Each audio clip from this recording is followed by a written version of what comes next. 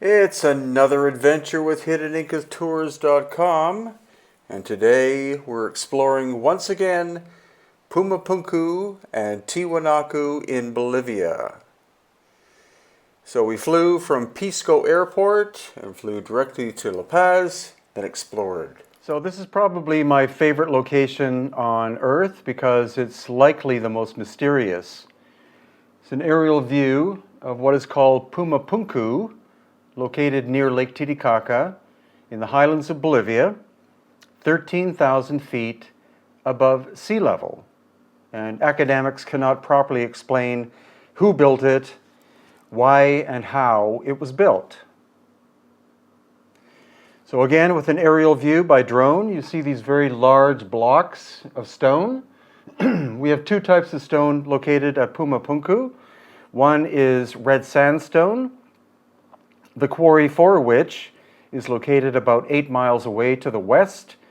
And then the gray stone is called andesite, and the quarry for it is about 55 miles to the northeast on top of a volcano. Now, academics insist, or at least most do, that all of this work was done by the Bronze Age Tiwanaku culture about 2,000 to 1,000 years ago. But again, emphasizing Bronze Age culture. The sandstone is relatively soft, but the andesite is very hard, and you cannot shape andesite with bronze tools. And there's no evidence that there were ever many bronze tools in this location. So here you can see where some of the excavation was done. They only dug down about 2 feet. And you can see all of the shattered stone. And I think what happened here was that there was a giant cataclysm that occurred about 12,000 years ago, and a tsunami from Lake Titicaca to the north simply swept up a lot of mud from Lake Titicaca and literally buried Pumapunku. So when the Tiwanaku civilization appeared about 2,000 years ago, they didn't even know that Pumapunku was there, but they did occupy Tiwanaku, which is right next door. The construction there is of larger stones, and so these were protruding from the mud, and they used this as their ceremonial center. And what you're looking at next to me are 4 of the famous H blocks on the right-hand side of where I'm standing. And each one of those is of a different shape and size. So the idea that they were poured into molds is not correct. And the idea that they were made by the Tiwanaku culture is also not correct. So we're talking about a location super ancient and made originally using lost ancient high technology. Here we have the entrance to Pumapunku. Luckily they have a relatively new sign there. But 90% of the people who visit Tiwanaku and Pumapunku, which are in fact the same location, 90% never see Pumapunku because all they see are a pile of stones in the background. And they don't know what they're missing because it's very, very enigmatic. Here we see the basic design of it. Of course, it does look like a temple or pyramid of some kind, bilaterally symmetrical. There is a ceremonial pit of some kind in the center. And it's the most complex construction within hundreds of miles. It sits by itself. It seems that whoever built Pumapunku did so and built nothing else on Earth, because the work that we see in the highlands of Peru are different. In the highlands of Peru, we find more polygonal construction. This is much more linear, and the surfaces are almost laser straight. This is a close-up of 4 of the H blocks. Again, we physically measured them, and some are more than an inch wider than the others. So each one had to be individually crafted. There appear to have only ever been 8 of them because much of Pumapunku was moved to other locations, such as the little town of Tiwanaku in the background, and used in wall construction, starting most likely in colonial Spanish times, but we see no evidence of any other H blocks, and that's what makes them so mysterious. And here, again, we see the H blocks, and what's curious is the one that I'm standing behind was never completed, because with the other ones, all the surfaces are perfectly flat and perfect joinery, but the one that I'm standing behind, the upper niche and lower niche, the corners are rounded. So it appears two different types of high-tech tool was used, one for doing the basic shaping, and then another one for doing the final flat surfaces. And hopefully you can see that there. With the one on the left-hand side, you can see there's a false door shape in the upper niche, missing from the one on the right, and the same thing occurs in the lower niche on the left. There's a false door shape, and no such shape on the right. So the one on the left was completed, the one on the right was never completed, and that indicates that work suddenly stopped. Mysteriously, we find the same phenomenon when we go to Egypt, and also some of the other constructions in places like the highlands of Peru. You see major projects under construction, and then suddenly a work stoppage. And I believe this was all the result of an ancient cataclysm from 12,000 years ago. There's abundant evidence that there was a global cataclysm that occurred at that time, and that corresponds to the rapid end of the last ice age. So that's why people call constructions like this pre-diluvian, as in pre-flood. Here we look at the backs of the H blocks. Complex extrusions. There's no evidence that these actually interlocked with anything else. And the same thing with the ones on the front. Some people think that there is an interlocking mechanism that stones fitted into these slots to make a three-dimensional, very tight-fitting structure. But if you want to call these the female stones, there is no evidence of any male stones. So this location is more complicated than most people can realize. And again, to some degree, you can see that the stone on the right is at least slightly higher than the one on the left. So there's no way that these were all made in a mold, as some people state. But each one was, I wouldn't say handcrafted, but I would say individually crafted. And the slots of the H blocks are not perfectly 90-degree angles. They're actually more like a dovetail shape. And that's why some people think that a dovetail would lock into it. But if so, where are the dovetails? Almost all of the stone that was removed from Pumapunku and Tiwanaku was regular rectangular blocks, useful in the construction of houses and other buildings. The H blocks are such a strange design that trying to find a place to integrate them into your construction would be difficult, and fortunate for us, that's why they were left behind.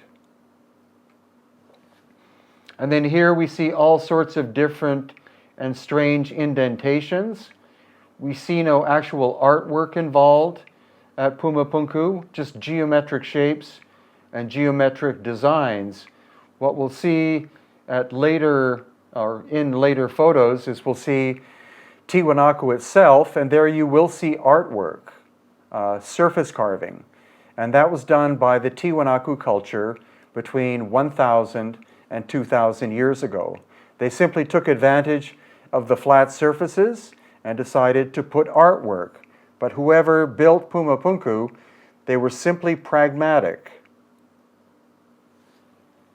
And here again, these interesting cross shapes, two levels of indentation. Some of them are heavily eroded, and other ones are actually quite crisp. If the surface of the stone was found upside down, then you would have had almost perfect preservation, and the other side exposed to the weather, extreme erosion. So some of them look like they're brand new, whereas others look like they're incredibly old.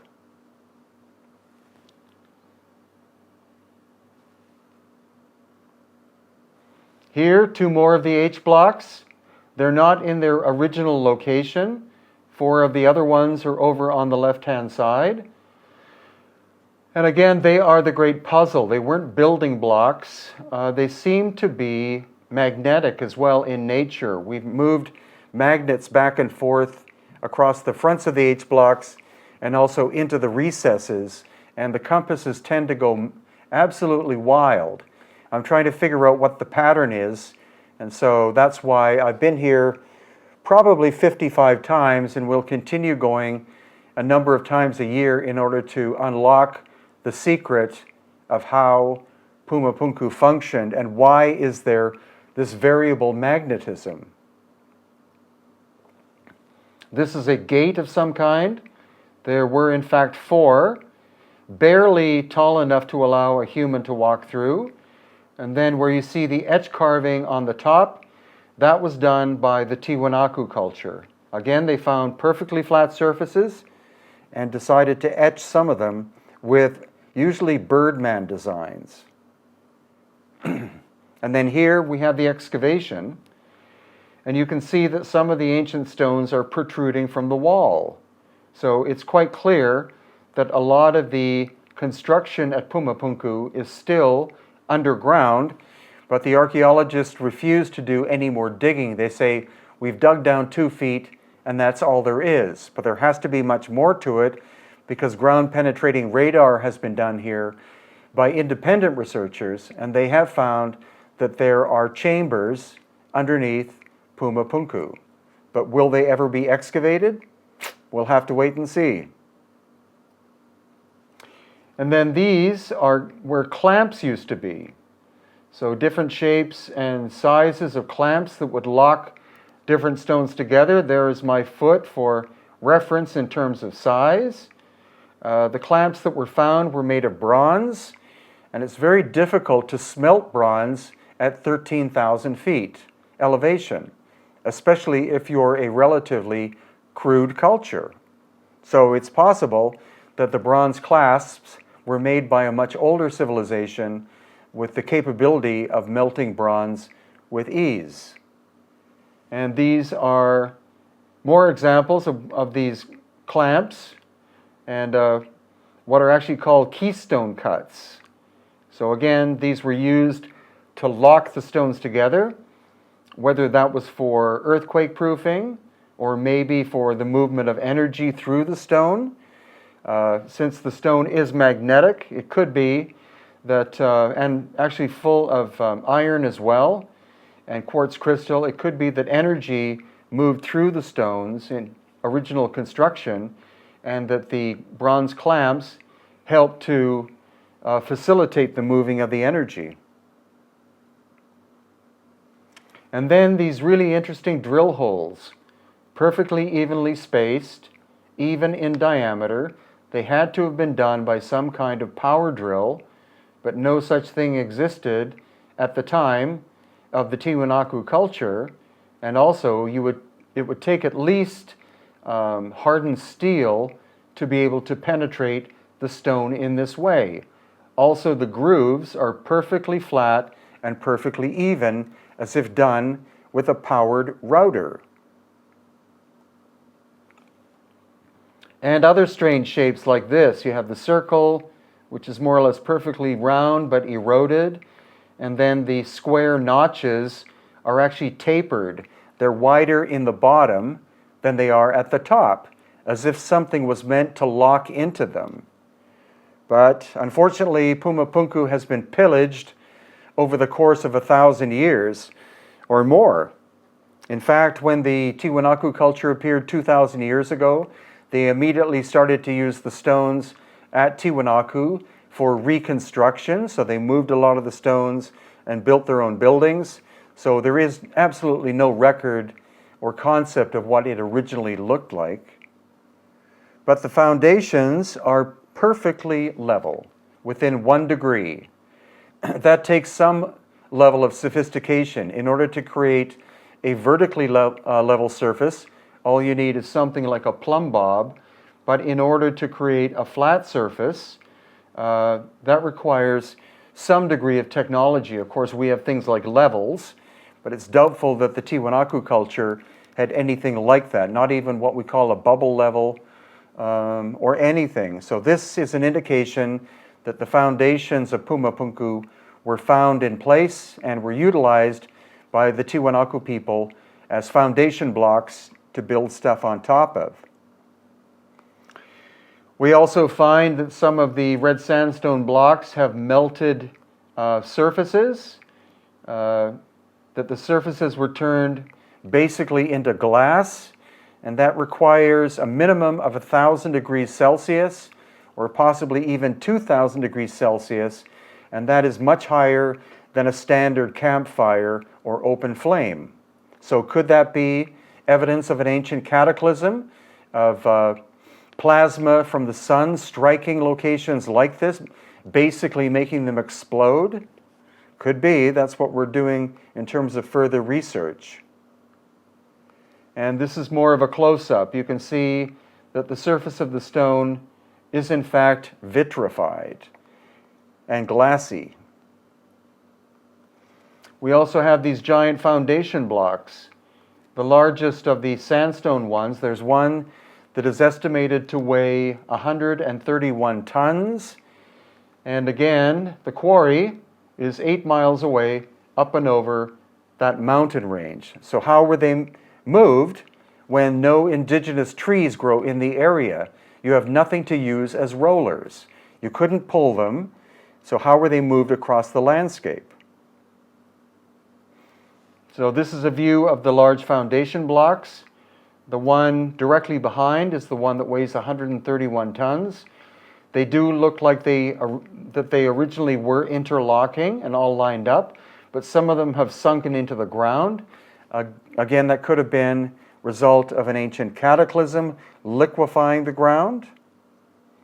And this is the profile of one of the giant blocks with these strange niches in it, function unknown, but again, perfectly flat surfaces and right angles, as if something was meant to lock in, but we can't find where the stones are that did that.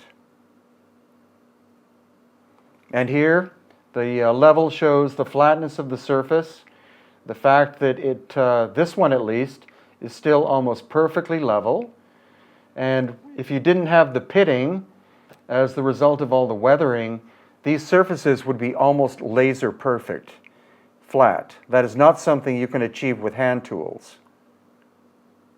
And this just shows you the flatness again of the surface.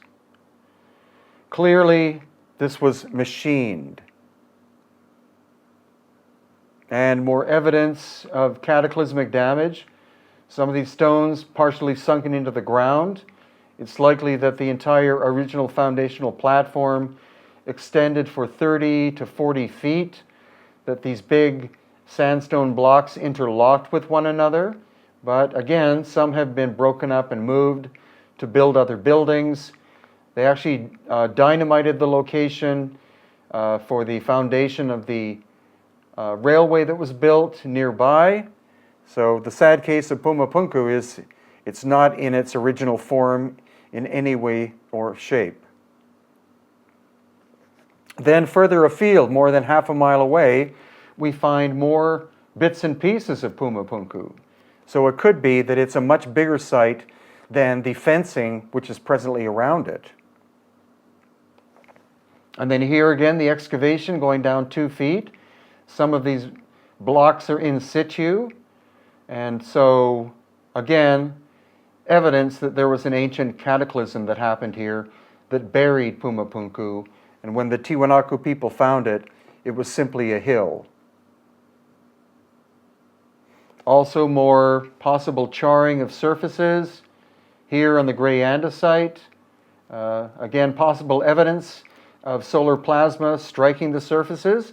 That is the theory of Dr. Robert Schoch, who actually accompanied us once there. And then this is the original foundation at Pumapunku. You see there's no mortar in the construction. And so you have 4 layers of the original material, and then all of that clay was removed in order to expose it for the first time in possibly thousands of years. And then you see above it the original surface. So again, more evidence that Pumapunku was buried by some kind of ancient mud cataclysm. And here too, some of the foundation blocks located on the left-hand side. You see how it was originally found. That area on the left has not been excavated, and the whole hill has a very natural appearance. It's only where we find the excavations do we find these precision blocks that had to have been cut by some kind of machine. And there again, the foundation which has been exposed, perfectly level. And then on the upper part, that's the mud area that has not been excavated.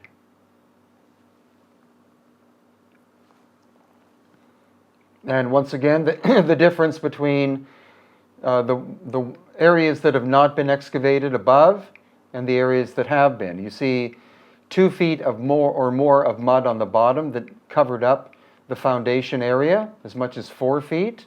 And so this is a recent excavation from less than 10 years ago. So prior to this, this whole area looked like it was a natural hill.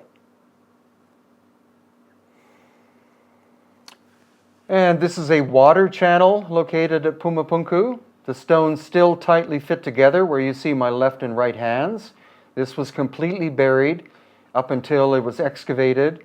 And where my forefingers are pointing, that is where the bronze clasps were found. Most of them have been removed and are located in the local museum.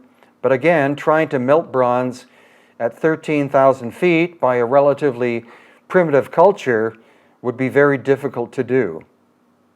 And this shows you the size of the water channel. Pumapunku is actually not very tall. It's possibly 30 feet high. So if it's a drainage channel for water, why does it have to be so big? And originally, there was a roof system over top of the channel where the stones locked into the side pieces, and there's a gently cupped area on the bottom, which looks to me like it was machined out.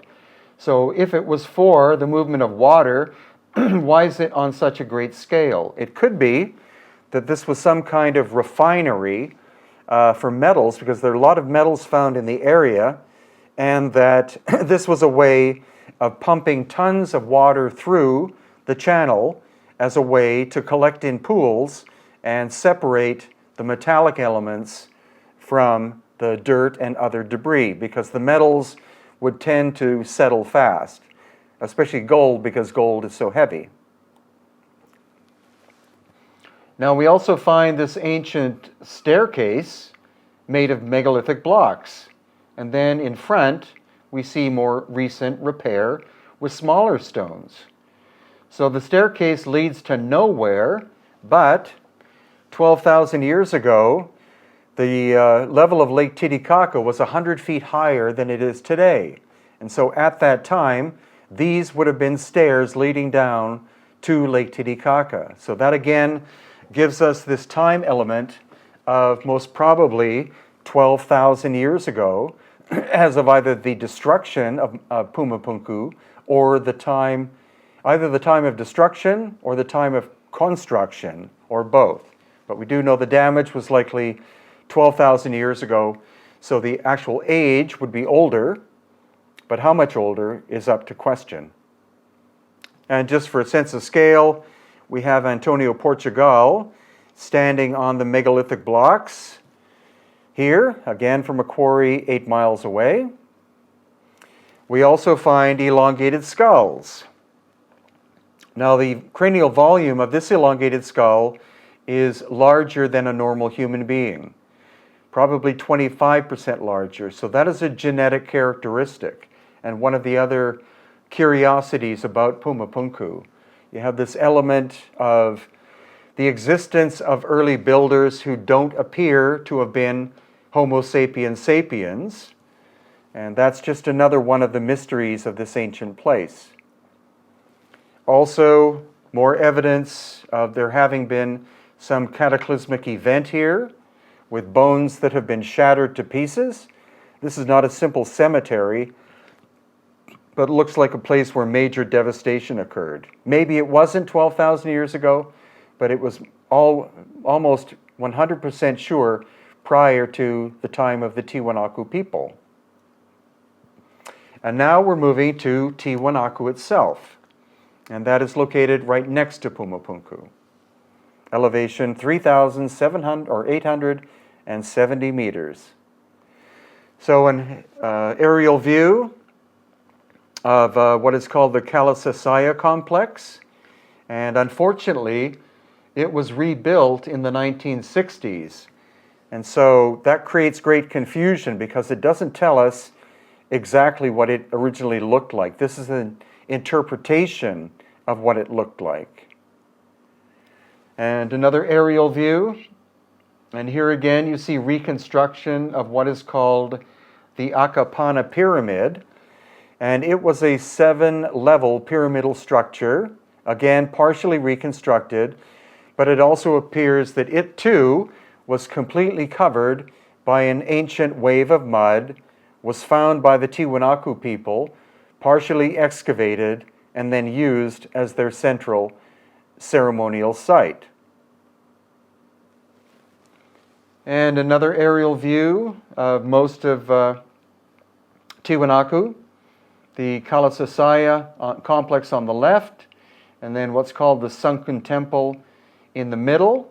There's probably a lot as well buried underground, but excavations are not frequent and not very extensive at Tiwanaku for unknown reasons. But here we have a model of what the Akapana Pyramid likely looked like in the foreground. You see 7 levels with a Chakana-shaped pool in the middle, and then the Kalasasaya complex above, and to the above right, the Sunken Temple. And so here's Antonio Portugal showing you what the Akapana likely looked like originally. Again, some theories are that it was a place for refining metals, that the ore mixed with water was pumped on top, and then it went through a series of tight-fitting canals, and that actually was what the function of the Sunken Temple was for, was as a collecting pool to collect the metals and silt and water. And naturally, if this was done in a controlled nature, then the gold and other metals would settle to the bottom.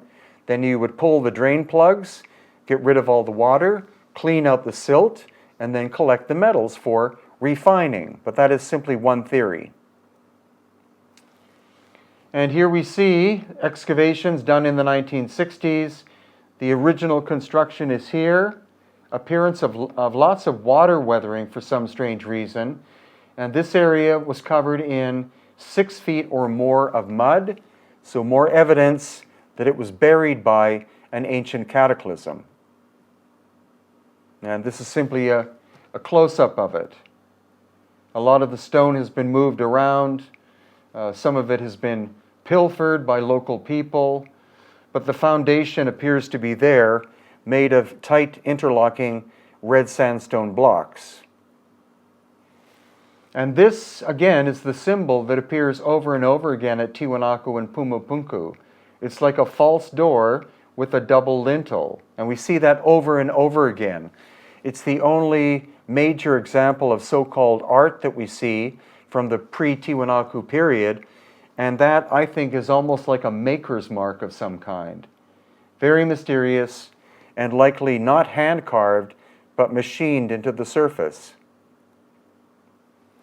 And once again at Tiwanaku, like at Pumapunku, we have this repeating design of this false door with a double lintel, and the surfaces of the stone almost perfectly flat.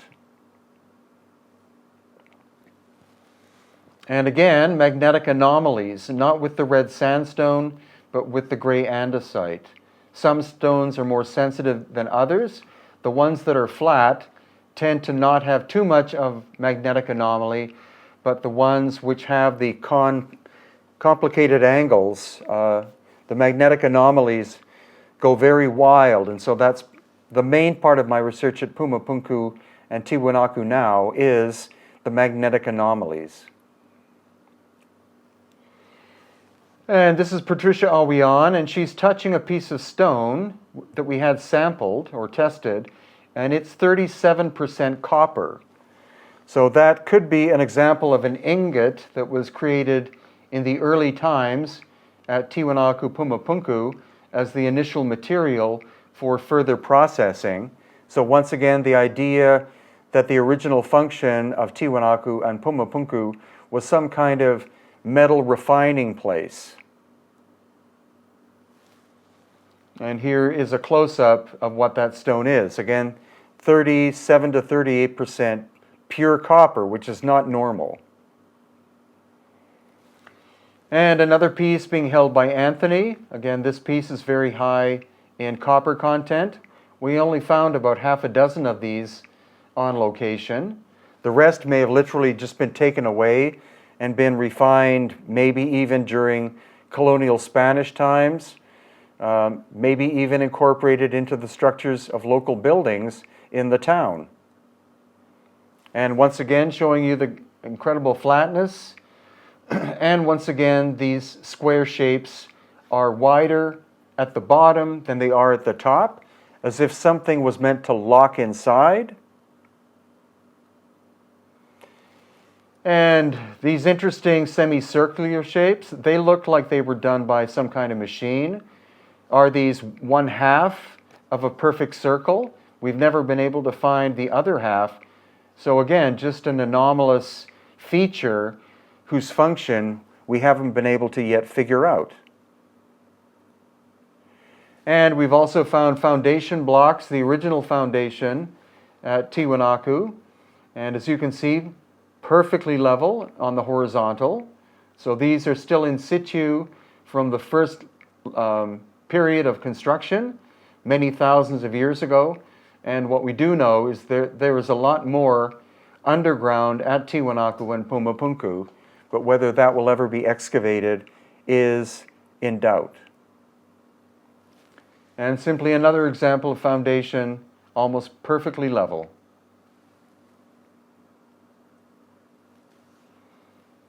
And again, another very flat surface that you can see here.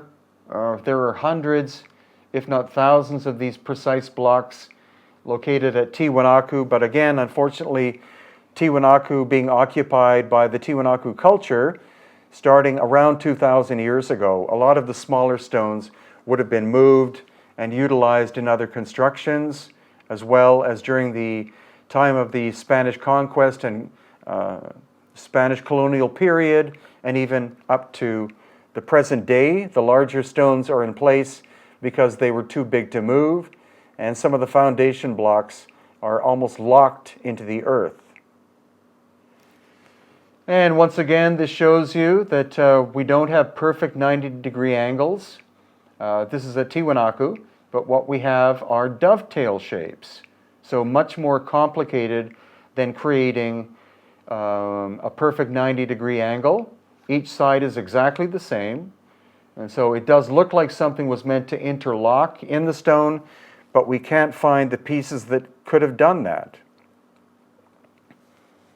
And again, just another example of the flatness of the surface. Unfortunately, this wall was reconstructed in the 1960s, and they did not take record of where the different stones came from, so we can never replicate what Tiwanaku looked like. But we do have some interesting data here. This was from about 5 years ago. You see this massive stone block snapped in half. That's not natural. That would have happened by some kind of cataclysm, including the stones in the background looked like they were thrown around. And then curiously, when we came back 2 years later, rather than excavating, the archaeologists actually filled the area in. So they raised the soil up by more than 2 feet. Was this a way to hide the ancient evidence? That is what I suspect. Not uncovering the past, but hiding the past. And here too, you see this giant stone slab that weighed probably 10 tons, very complex in its shape. And then we go back 2 years later, and they've actually filled up higher so that you can't actually see the entire shape of what it originally looked like. And there is a photograph I took of excavations being done 3 years ago. And you can see they're uncovering quite giant stone blocks. Technically, I wasn't supposed to take pictures, but I wanted to take a record of the fact that there are large stones underneath Tiwanaku and Pumapunku that are being hid from the public. And here is another example of that. Not revealing the past, but concealing it. Also, this is off to the side, and this is almost a watertight shaft that goes down into the ground. I don't know why this hasn't been filled in, but this is likely from the very earliest high-tech phase of construction. All the stone fitting together almost perfectly, and so almost perfectly that this will fill up with water if it rains.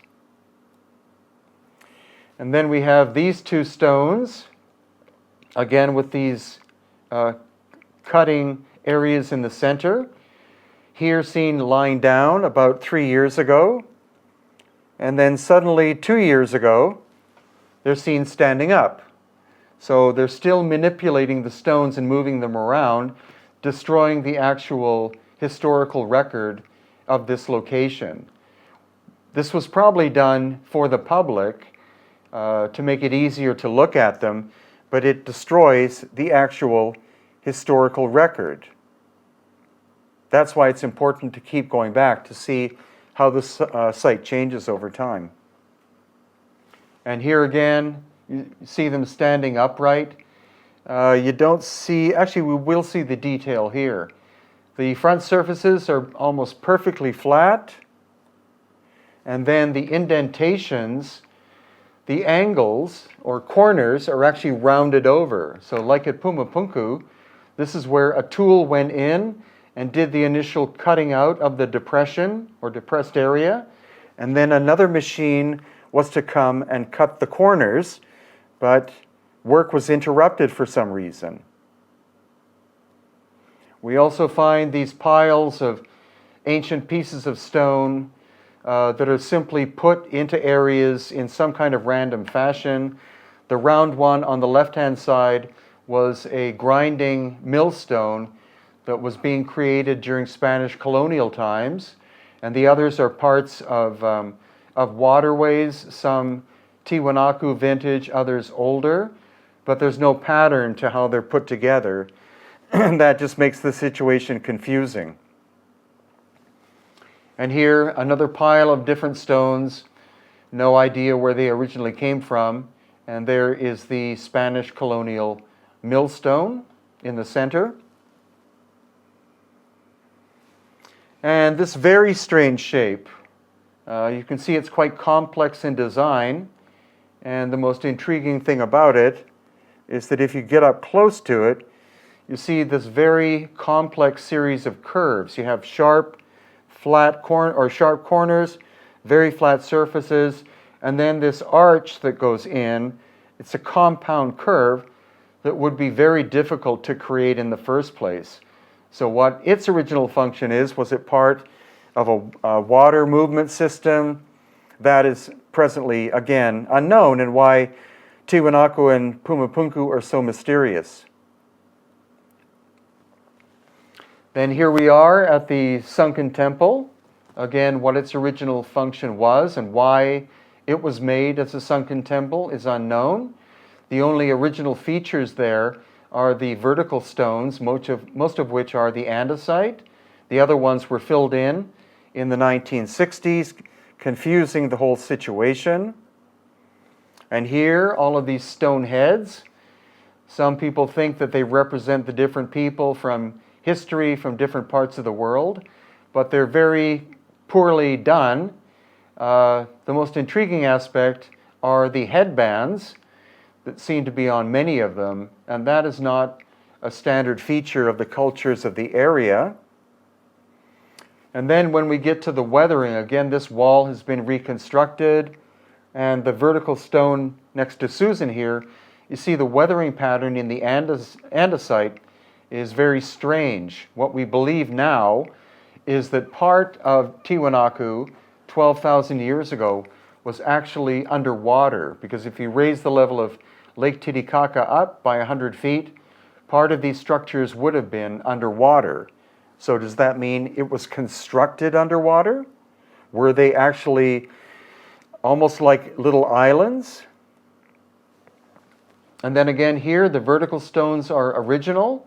Some are up to 20 feet tall, andesite, weighing 40, 50, maybe even 100 tons. And then the smaller stones were put into place, machine done in modern times in the 1960s or even later. And then we have this other massive staircase. Again, look at the weathering patterns on this vertical stone. It looks like waves have been washing up against it. Again, this could have been a ceremonial staircase down to Lake Titicaca 12,000 plus years ago. And that's just a close-up of it. Look at the weathering patterns. The fact that these stones in the staircases show incredible weathering, and each one of them is several tons. In some cases, 2 stairs are 1 stone. They all used to interlock perfectly, and unfortunately the area above, again, was reconstructed in the 1960s. But it probably looked like that. Then we also have these ancient water channels. Look at the grooves, especially here. You see almost the cupping of grooves. Those appear to me to have done by a machine. And I think this was recycled from the much older time period, original function unknown, but during the Tiwanaku period, made to move water out of the center of the ceremonial complex to the outside.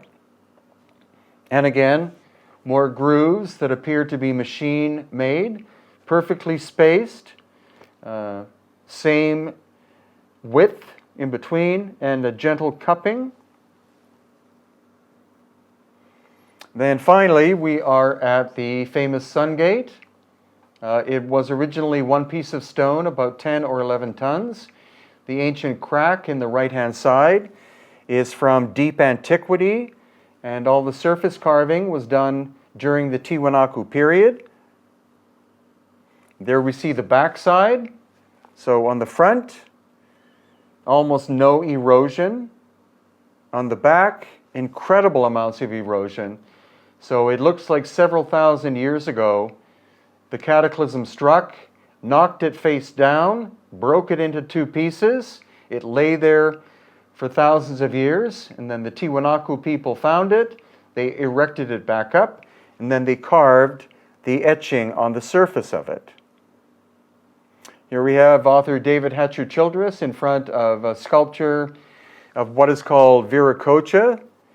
And what's curious about this, it's not very well made, but you can see that he has a full beard and mustache. And again, Andean people in ancient times did not have beards or mustaches, and so it's quite possible that other ancient races visited Tiwanaku, especially in the distant past before the time of the Tiwanaku people. And this is detail of one of the other gates. Compared to the others, this was made of a number of different pieces. Yeah, again, it was one of 4. There may have been more. And again, the flat surfaces, the very simple geometric designs, and this repeating symbol of the false door over and over again. And this feature, which is called the Temple of the Moon, or actually the Gate of the Moon, that originally was 1 piece of stone, so it would have weighed probably 7 tons. And once again, the quarry 55 miles, or about 80 kilometers away. And this giant chunk, again weighing probably 10 tons, it looks like it was thrown a great distance, and there it is lying in the ground. And so that's what makes Tiwanaku and Pumapunku so mysterious. There are no standard academics studying it to this very day. The only one that did significant work was a man called Arthur Poznansky, who spent 50 years studying the site, and he dated Pumapunku and Tiwanaku at 17,000 years based on solar alignments, the precession of the equinox. So I'm not sure if standard archaeology will ever catch up to the more recent research that we're doing, but that's not really a problem, because if they don't do the work, then we will. So these are 2 books at Amazon.com that I wrote relating directly to Pumapunku and Tiwanaku. Pumapunku and Tiwanaku, Strangest Ancient Site on Earth, and also Lost Ancient Technology of Peru and Bolivia, Volume 2, again, both at Amazon.